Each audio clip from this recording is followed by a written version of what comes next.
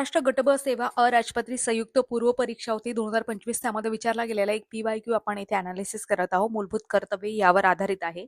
हे जे PYQ आपण घेत आहे पूर्ण सिरीजच आहे आणि ही सर्व स्पर्धा परीक्षांसाठी उपयुक्त आहे. तुम्ही तलाठी, सरळ सेवा, नगर परिषद आणि बाकीच्या सुद्धा भरती करत असाल तर त्यासाठी सुद्धा ही सिरीज तुम्हाला अत्यंत उपयोगी ठरणार आहे. तर बघा, मूलभूत कर्तव्ये यावर आधारित हा प्रश्न आहे. खालीलपैकी कोणते मूलभूत कर्तव्य नाही? 1, 2, 3, 4 असे ऑप्शन दिलेले आहेत आणि नाही निगेटिव्ह सायन्स विचारलेला आहे. तुम्हाला निगेटिव्हच्या बाबतीत सुद्धा काही ट्रिक्स लॉजिक आपण याआधी सुद्धा सांगितलेलं आहे. बाकीचे मागचे PYQ तुम्ही बघू शकता, त्याच्यामध्ये मी तुम्हाला ट्रिक्स सांगितलेली आहे.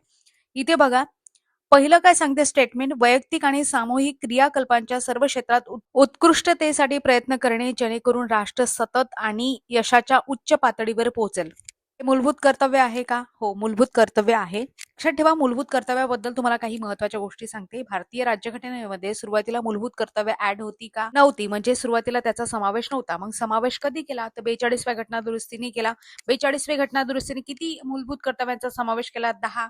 टोटल किती मूलभूत कर्तव्य भारतीय राज्यघटनेमध्ये सध्या अस्तित्वात आहेत? 11. मग 11 आहेत तर 11वं मूलभूत कर्तव्य कधी ऍड करण्यात आलं? 86वी घटना दुरुस्ती झाली होती 2002 मध्ये, त्या अंतर्गत ऍड करण्यात आलं. मग आपण हे मूलभूत कर्तव्य कोणाकडून घेतलेले आहे? आपण घेतलेले आहे ते सोव्हिएत रशिया, बरोबर आहे, त्याच्याकडून घेतलेले आहेत. आणखी सगळ्यात महत्वाची गोष्ट, America, France, Canada, Germany, Australia या देशांच्या राज्यघटनेमध्ये यांचा समावेश आहे का?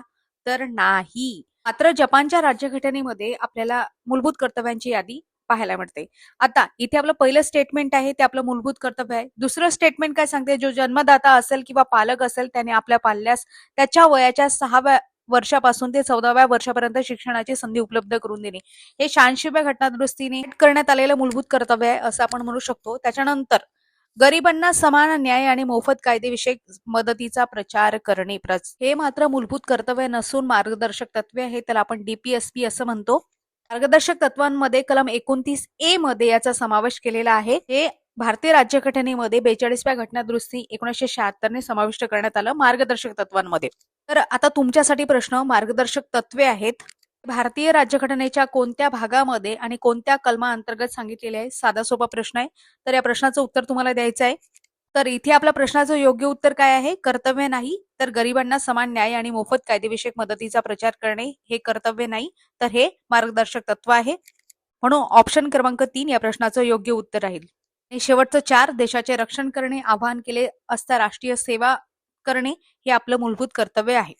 अशा पद्धतीने हा प्रश्न आपण अनालिसिस केला. अशाच प्रकारे पूर्ण सिरीज आहे. अधिक माहितीसाठी आपलं टेलिग्राम तुम्ही जॉईन करू शकता. आपल्या चॅनलला सबस्क्राईब करू शकता. धन्यवाद.